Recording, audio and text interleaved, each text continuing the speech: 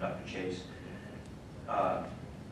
this notion of almost working together and not to overcomplicate permitting processes or bring in, I know Mr. Stewart is nerve-wracking to think of the federal government coming in this case, but the U.S. Geological Survey is well equipped. Would you agree with that? And do you see the possibility of gathering that data, whether there's some level of communication between our state division of Geological Survey and the USGS to where we could try to come up with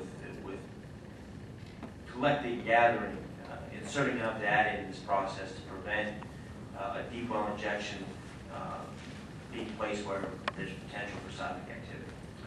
I think that using all the information and working with the state and getting the USGS involved is probably the right way to go. And then taking advantage of that data and working with the people that want to put in the disposal wells to make sure that what they're doing is going to be safe and minimize any kind of a seismic disturbance.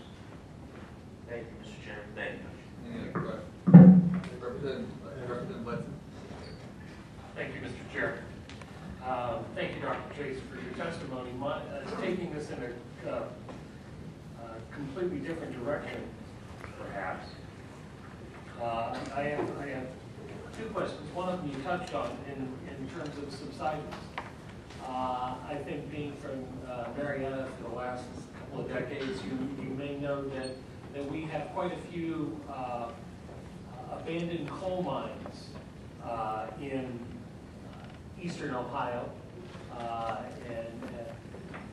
and we're all thankful they're there because they created some of the natural resources for our steel industry to have been prosperous for so long. But a number of them, countless numbers of them, are unmapped and not readily located anywhere on anybody's surveys. Is there, in thinking of subsidence, every once in a while we hear about someone missing their lawnmower in their garage, and by the way, the whole floor of their garage, and the back wall of their garage, because it's gone into something that's finally eroded and sunk.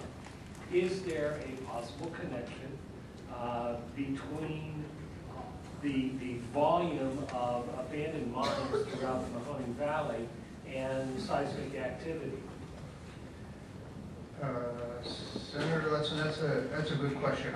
I grew up in Scranton, Pennsylvania, and my first experience with the drilling process was watching them drill boreholes in front of my house to pump water and fly ash down into the mines that were 90 feet below the surface in that area where the anthracite coal miners had gone through, and not only had they taken the coal out, they took the timbers out, and they used a room and pillar mining method, which means they should leave a pillar of coal for support.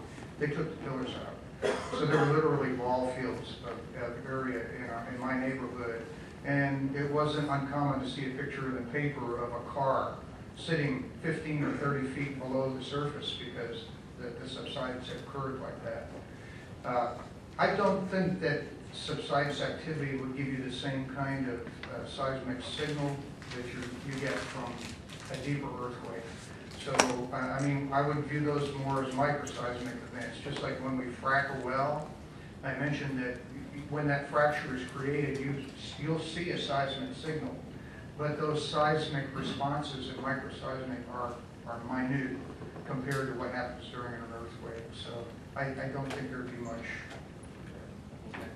Mr. Chair, and in a different direction, being an engineer and very familiar with the drilling process and the increase that we have seen in casing safety, cementing, and reboring, and on and on and on and on. What is the possibility or probability of migration along the outside of a bore, outside of a casing, of fluids or gases, methanes or other items that are inherent in the geology coming up along the outside of of what we all think of is that very well thought out protected casing. Senator Letson, for the, By the way, I'm just a representative. okay. I'm the senator. The senator is just back here. Yeah. I bow to you that's it. all. I mean, I appreciate the jobs you do. And I once thought I'd like to get involved in politics, but since I started coming to hearings like this, I decided that this is as political as I want to get. I admire you guys. We admire you. Thank you for coming.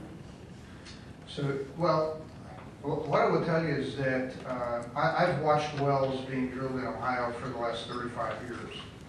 And I was very involved in activity here in Ohio back in the late 70s and early 80s when we had our last boom. And typically, through our freshwater zones, we would typically run a string of surface casing and cement that pipe in place to a depth of maybe 250 feet. And then we would drill the borehole down into the zones we want to produce oil and gas from, run more casing, and then partially cement that casing in place. The wells that we're drilling today and the companies that are doing the drilling are far different than the companies that were doing the drilling here in the 1980s. We now are experiencing, I'd say, Texas-style oil and gas operations or offshore oil and gas operations.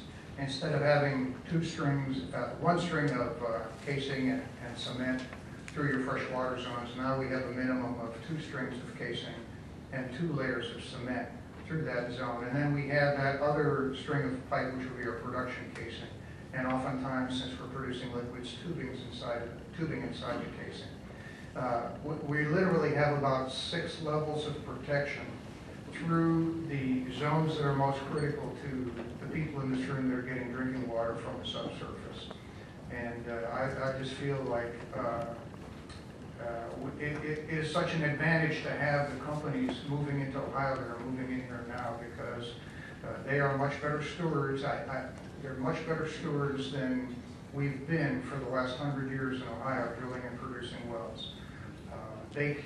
These companies cannot afford to risk their reputations on migration of fluids along a single string of casing or a blowout or anything like that. So can accidents happen? You can never say anything is 100% sure, but what I see is that in every case where I've gone out to a well site now or talked to some of the big companies or take my students out on a field trip, is that these companies exceed the standards that we put in place through Senate Bill 165. And I think as long as we continue to see that, the state's going to be in great shape. Thank you.